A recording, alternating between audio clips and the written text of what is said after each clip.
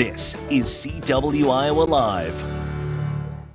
Good morning, everybody. It's 12 minutes past 9 o'clock right now. Welcome back to the program. And yes, it is Fork in the Road time with a good friend, Sheree Clark. And we're looking around saying, look what you brought in here today, cabbage. Why in the world, right after the 4th of July, it doesn't seem like it's cabbage time of year, but why cabbage? I have a really good reason for bringing cabbage. So last weekend, I went to the farmer's market late. It was Saturday morning. I'm usually there at 7. I didn't get there till 11, and they close at noon. So, you know, the last hour. So I went up to Jordan's booth, Jordan Klassen, Grade A Farms, walked up, and the only thing he had left was rows and rows of cabbage. And he said, yeah, everything else sold out. And you know what? Most people would have said, oh, well, there's nothing to buy. I'm just going to go home. No, I got it on sale. See, I like that part, yeah. I bought a whole bunch of it, and I wanted to show you what exactly you can do with it. It's limitless.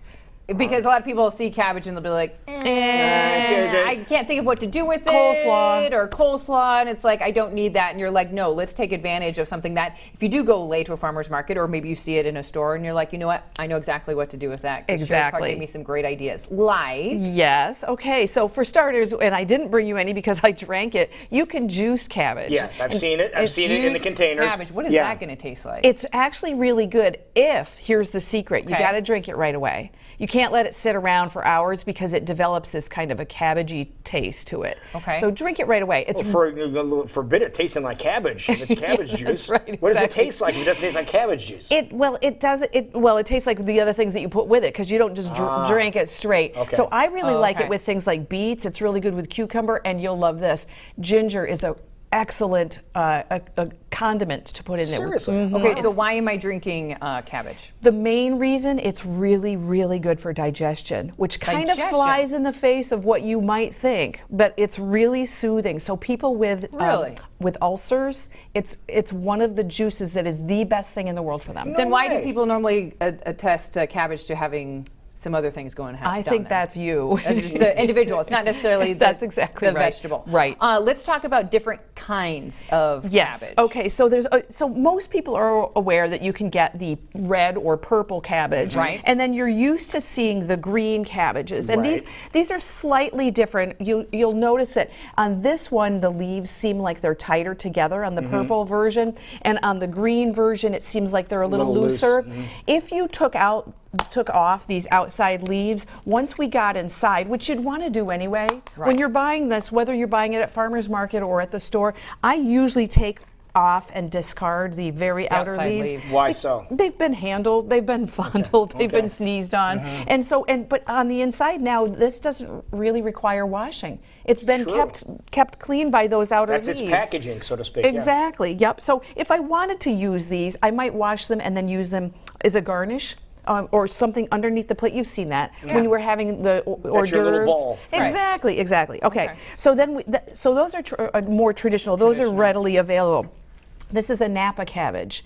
This one is a beautiful, wonderful for kimchi. I was going to say, they have another name for it, okay. Yes, it's you make kimchi with it, which is, it's really good stuff. See, I always thought that's what it was. I thought that was kimchi. Oh, no. Kimchi it's like sauerkraut, but it's made with Napa cabbage. This one is more, so you'll see, it's a little bit more tender. If I break it, flimsy.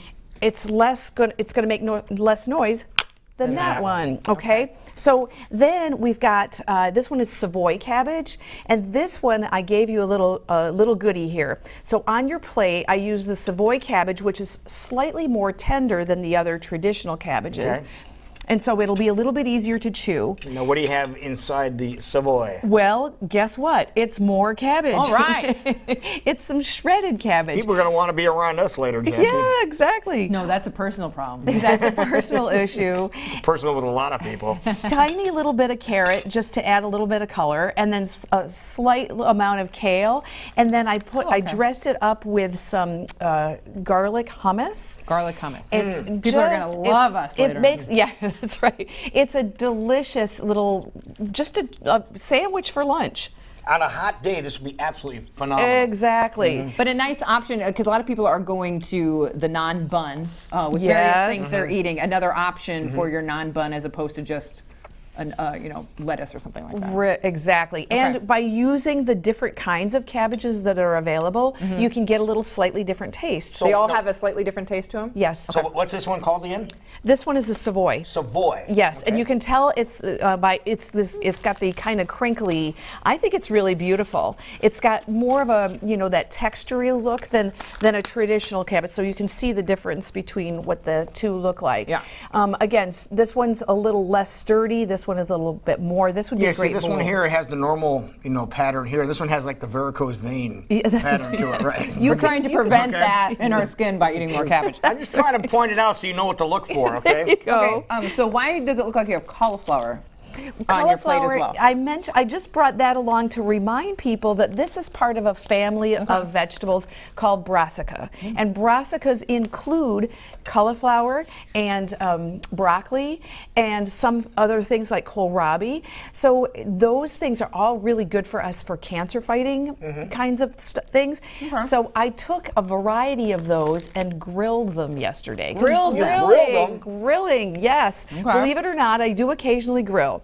And I just grill vegetables. So I grilled cabbage and a little bit of broccoli. And with nothing but olive oil.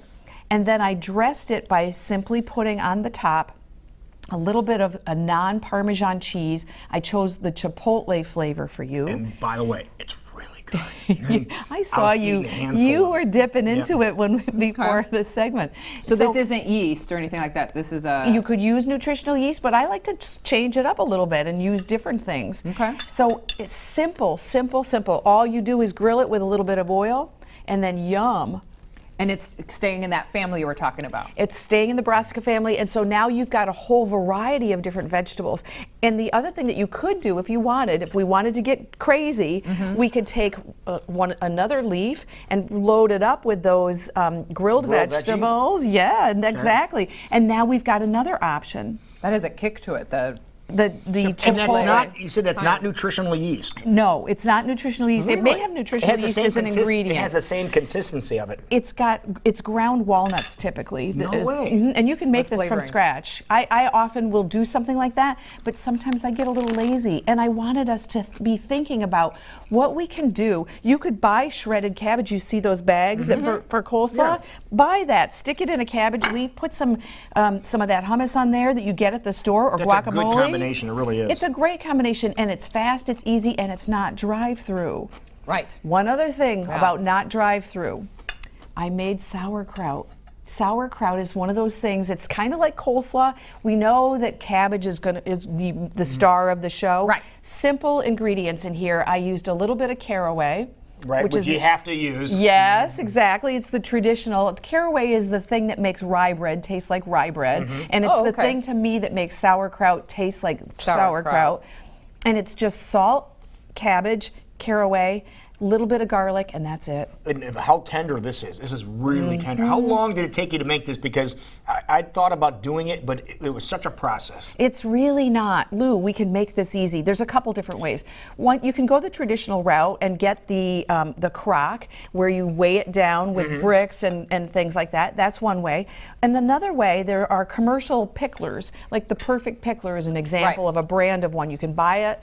You just screw it on the top of a mason jar lid. In 4 days, you'll have sauerkraut. This one I did about 6 weeks ago.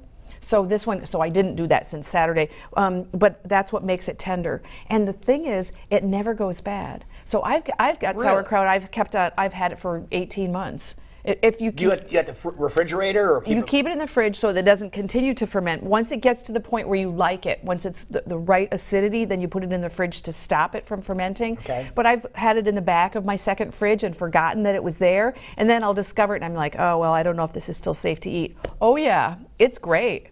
And good for your digestion too. Really good for the digestion. So remember, that's one of the beauties of anything from the cabbage family, which includes things like Brussels sprouts. Brussels sprouts. That's in the same family? Yes. Yeah, it looks like a little cabbage, doesn't it? We just love if to you eat. think about all in it, the same family. I had one. Yes, I've got one that I cut open so you can see it looks just like a little cabbage on the inside. And these are great. These are good raw if you slice them really, really thin. I put them through my shredder, add them to salads, and it really adds a nice little crunch. That is nice. Just remember, they're not as healthy when they're deep fat fried and you use them with ranch What? dressing. What? And that I know that there are But they're places. still good, though. Yeah, You're still Yes, they eating are. Brussels you're sprouts. still eating Brussels sprouts, but let's go easy on that, okay? Yeah. Unbelievable. Well, I know something you probably wouldn't eat, but there's nothing better than if you can get a ball hot dog and some homemade sauerkraut. Well, I'll take the sauerkraut and you can have the hot dog Okay. and the bun. And the bun, or wrap it in a That's in a it, cabbage. But this leaf. is really good. This combination you have with this particular leaf of cabbage is really, really good. Unbelievable. Yeah. So if you happen to go to farmer's market late or early and you see cabbage on the shelves, now you have some great ideas of what you can do with it, and take advantage Exactly, of yep. something that's very good for you. Yep. stuff. So if you go late, take a risk. Buy whatever's there. Ask if they're going to give a discount because it's going to close in an hour, and then go home and experiment. And if you learn something new, share it with me. I really love to hear from people. And how do they get a hold of you? Well, you would drop me an email at info@fork-road.com or visit the website www.fork-road.com, and you can hook up with me there, and I want to know exactly what kinds of things you're doing. Love it. Good stuff. Thank you so much. You bet. All right.